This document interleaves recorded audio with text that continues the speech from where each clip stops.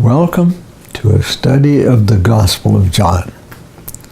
Lesson number 9, covering chapter 8, 12 through 30.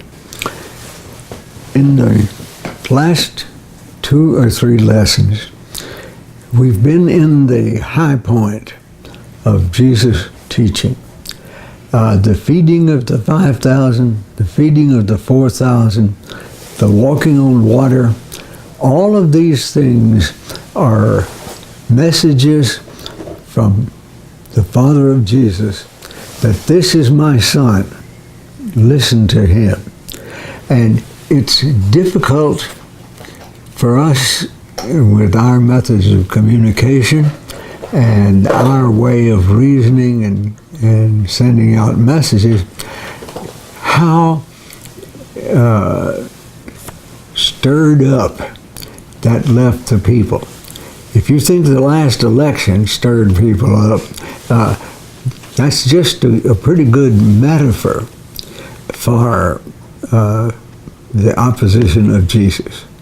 And remember, from the first lesson of the Gospel of John on, we have emphasized that John invented, for lack of a better term, a style that I call adversarial conversations. That he will make a statement or he will challenge a statement made by the Jewish leaders, and then they will have it's not an argument, although sometimes it gets pretty hot and bitter. It's not exactly a technical dialogue where I make a proposition and you attack it or support it. It's all of those together and then more, because all the time it's Jesus against the Jewish leaders. Mind and I pray nearly every night just before we go to sleep. And one thing that we pray about is the fact that Jesus faced all of this alone. You realize that from the time of his temptation until he rose from the dead and ascended to heaven, he didn't have a single official. Now, I know there's Nicodemus, I know there's Joseph of Arimathea, but they really don't count because there are so much exceptions. So we have him here. It's probably at the Feast of Tabernacles. He procrastinated going at first, and now he is teaching them. When Jesus spoke again to the people, he said, "I am the light of the world." Now, this is taken directly from his prologue. I chose to translate it, the light that allows the world to see God. Do you remember at the Last Supper, as recorded in John, he says, "If you have seen me, you have seen the Father." John was big on light.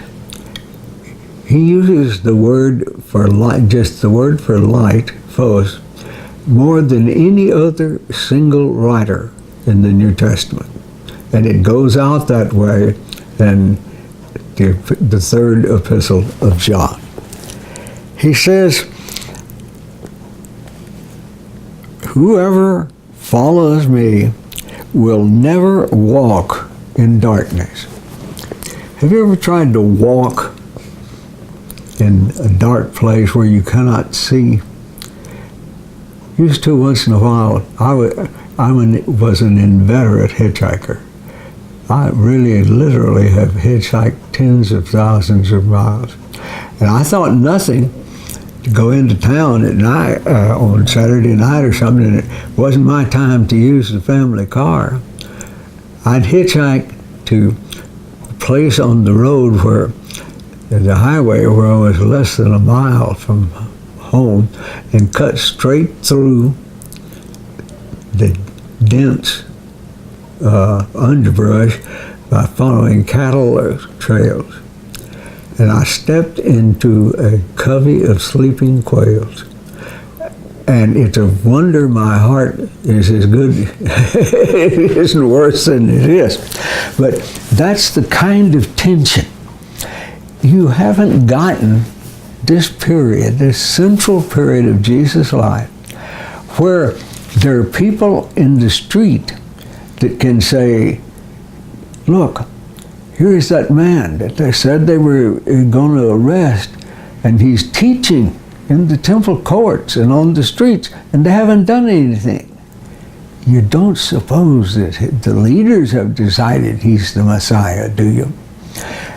And just think about that. Right in Jerusalem, where all of the leaders, political and religious, are seeking his scalp, as it were, he walked around and taught. As he told his brothers, I have to watch what I am doing. You can do what you want to because you're evil.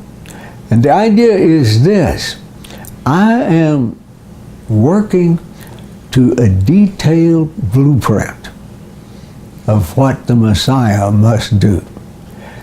But wicked people, they don't have that blueprint, and they can do what they want to. But you remember what it says in the Old Testament, in the book about the judges? Everybody did what was right in their own sight, and there was war, not peace, Jew against Jew. We are basically anarchic people, and yet I'm going to mix my metaphors here, we'll kill the goose that laid the golden egg if we're not careful. He says then, but we'll have the light to walk in. In my class, often talked about how things seem so opaque until you see the truth. You can just think you know it, and then all at once, aha, that's what Paul meant, or that's what Jesus meant. The Pharisees challenged him. The Sadducees were willing to sit back and let Rome do their dirty work, but the Pharisees believed in a politically active group. The Pharisees challenged him. Here you are, appearing as your own witness, and your testimony is not valid. That's a cause and effect there. They're saying, because you testify for yourself, whatever you say is not to be acceptable. Remember, the basic juridical point in the law of Moses is you do not accept a charge except at least 2 or 3 witnesses about it. The presence of Christ in his church is if 2 or 3 gather together in my name. It's just meat and drink to me to pick up those little things like 2 or 3 witness, 2 or 3 worship, and see how consistent our God is. It is a consistency of love, a consistency of compassion. He wants to give us things. Jesus answered, even if I testify on my own behalf, my testimony is valid. Now there is the controversial thing here. He said, no, you don't understand. Even if all I have is my witness, it's valid. And his reasoning is like this. For I know where I came from and where I am going. That's what divided Jesus from the Jewish nation of the time. He was the Son of God. He was one of the 3 in 1. And therefore, he had a witness. And that witness wasn't reticent about testifying. When he came up after baptism, hear him. When he came down from the Mount of Transfiguration, this is my son, listen to him.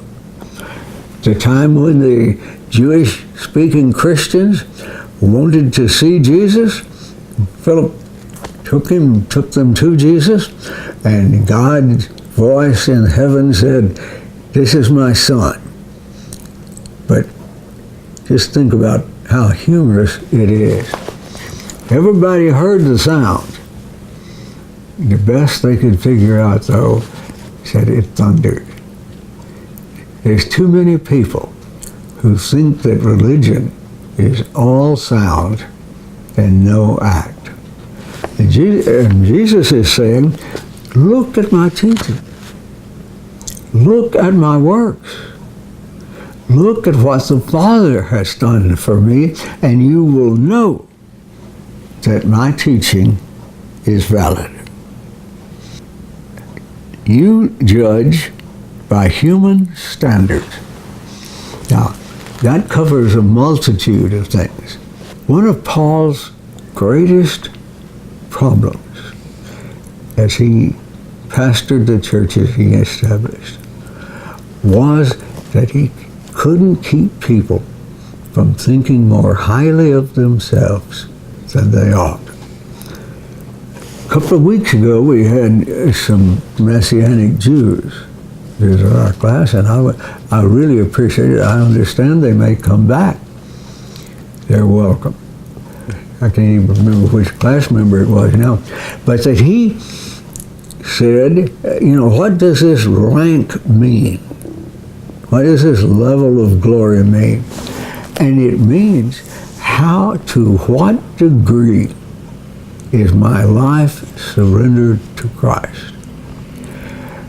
Before the coming of the Christ, God allowed millions and billions of Gentiles to live according to their own teaching. And the writer of Hebrews says, now in these last days, he has spoken to us through the Son. As they go on, but I do not judge my decisions. But even if I do not judge my decisions, they're right, because I am not alone. I stand with the Father who sent me. In your own law it is written that the testimony of two witnesses is valid. I am the one who testifies for myself, because my time has not yet come. Once more, Jesus said to them, I am going away, and where I go, you can't come. That made the Jews ask, would he kill himself? Prejudice against suicide goes back to the Jewish law, which made it a crime. I am the one who I claim to be. You will indeed die in your sins. If you don't accept my Messiahship and join the covenant community and work to bring the kingdom about. Notice how I could sit here and repeat these catchwords. And they're not just catchwords. They are basic teachings about Christ. The one who sent me is reliable. Paul bases the whole Christian religion on the fact that God, with an oath, put Abraham into the covenant people. There wasn't a covenant people.